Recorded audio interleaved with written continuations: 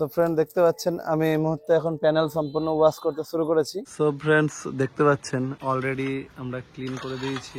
So friends অনেকদিন পর আজকে আমি আবার সোলারের কিছু ভিডিও নিয়ে এসেছি।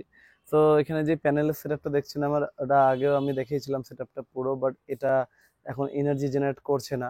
সো এনার্জি জেনারেট কেন করছে না, সব থেকে বড় কোশ্চেন যে এত প্যানেল থাকার সত্ত্বেও কেন এনার্জি জেনারেট করছে না, সেই এনার্জি জেনারেশনটা দেখাচ্ছি যে কি কারণে জেনারেট করছে না।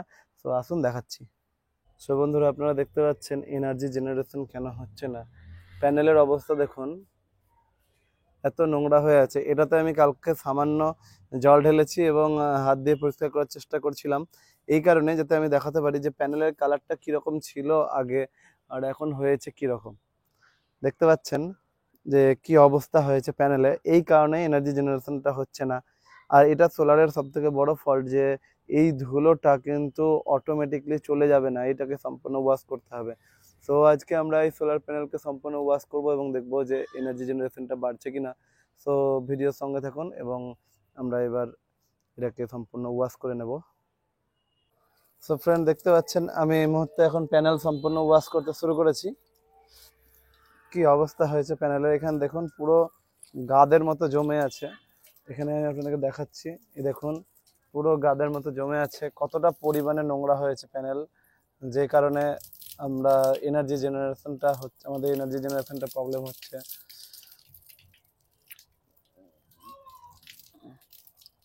দেখাচ্ছি কতটা নোংরা হয়েছে। দেখুন এই যে ডাস্টটা আছে সেটা সম্পূর্ণ তো জমা হচ্ছে আমাদের এখানে। সো আমি আপনাদেরকে দেখাচ্ছি কি পরিমাণে কাদামাটিটা আছে।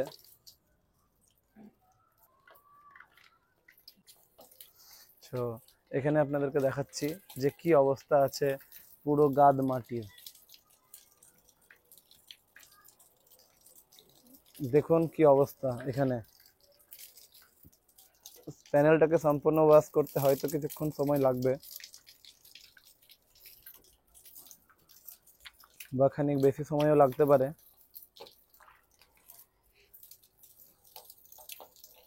তো প্রথমে আমরা এরকম করে সোলার প্যানেলগুলোকে সম্পূর্ণ ওয়াশ করে নেব।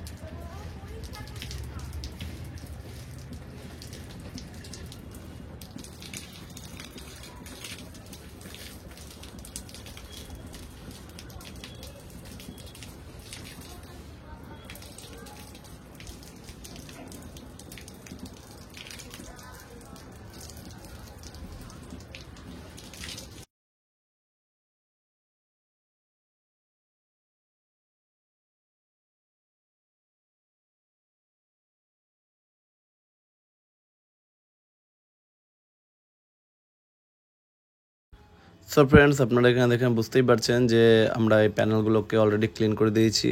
আর আমরা ক্লিন করার জন্য এখানে ইউজ করেছিলাম বাড়ি পরিষ্কার করা যে ব্রাশটা হয় সেই ব্রাশটাকে, তার কারণ প্যানেলে অত দূর পর্যন্ত হাত যাচ্ছিলো না, আর সম্পূর্ণ উঠে উঠে ওয়াশ করতে গেলে অনেক সময়ও লাগতো আর পড়ে যাওয়ারও ভয় থাকতো, সেই জন্য আমরা ব্রাশ দিয়ে ক্লিন করেছি।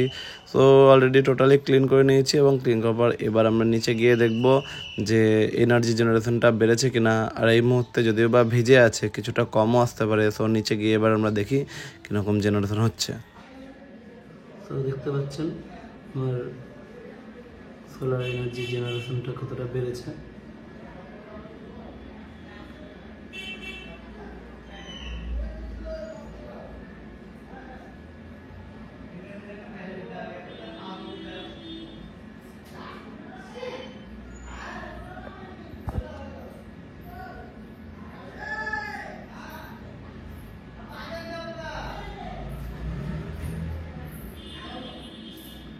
এই মুহূর্তে প্যানেল সম্পূর্ণ ভিজে আছে বলে এই মুহূর্তে অ্যাম্পিয়ারটা কম দেখাচ্ছে একটু, বাট ফুল চার্জও হয়ে আসছে।